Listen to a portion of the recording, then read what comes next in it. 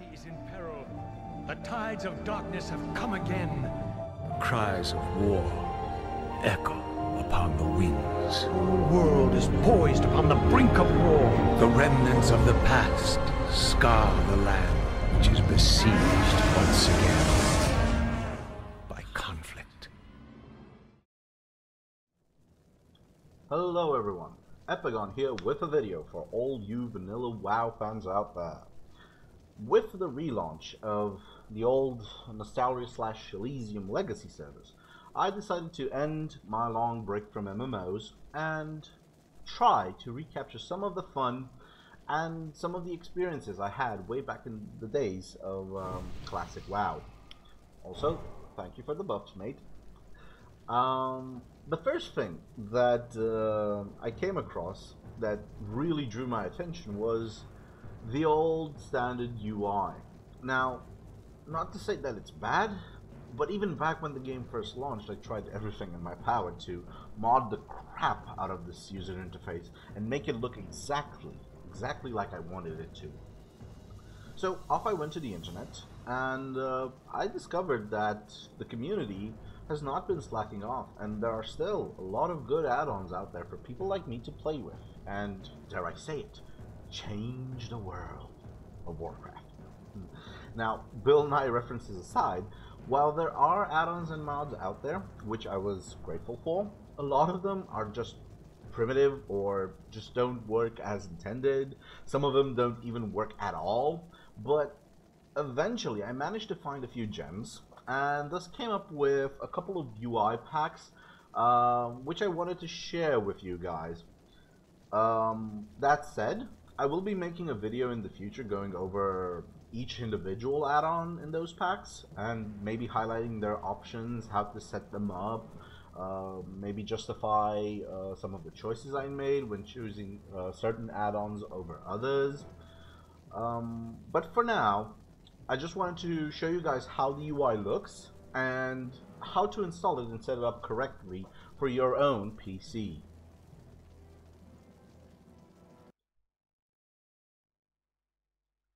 So, the first thing that you want to do is to download the UI from the link provided in the video description. After you've done so, you're going to get a little archive that looks similar to this. Simply extract the contents of it, and while that is going on, you need to go into your World of Warcraft game folder and remove your previous UI by deleting your interface and WTF folders. There you go.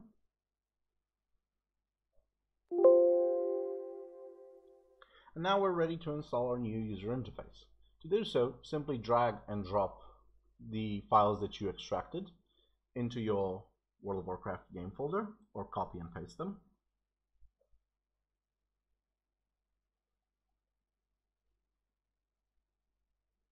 And now you need to set it up with your own personal information. So to do so, you go into the WTF folder under Account, and you rename this folder to the name of your own account. In our case, there we go. After you complete this step, just simply go inside, rename this file to the name of the server on which you are playing.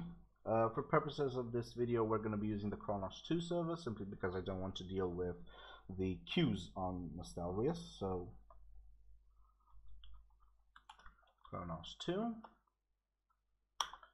go inside, and now change this to the name of your in-game character on that server.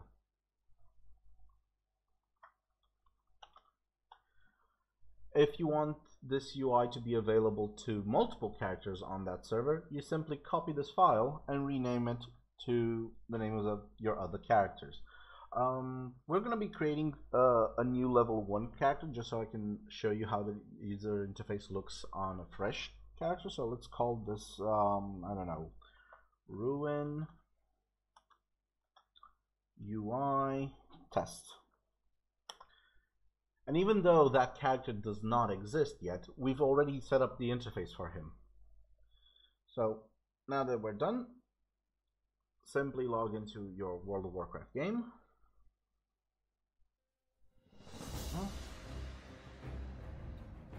log in.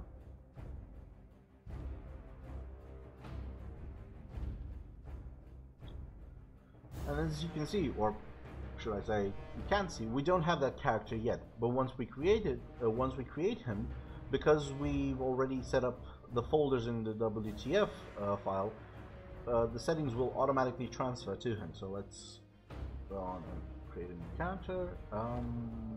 What do I want to make? Let's make him a dwarven male priest.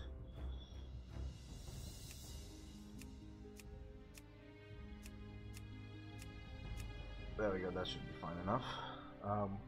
We named him, what? Ruin UI Test. There we go. Now we're ready to log inside the game. Now, bear in mind guys, this user interface is optimized for a 1920 by 1080p resolution.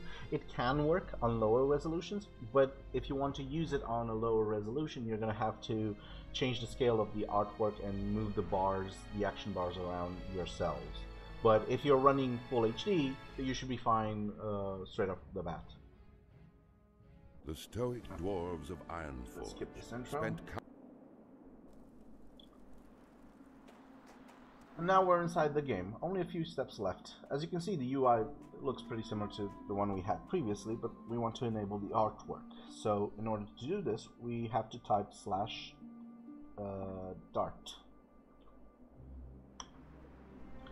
And a little window will pop up. On this window, you need to go to the very bottom under miscellaneous options. Click that button.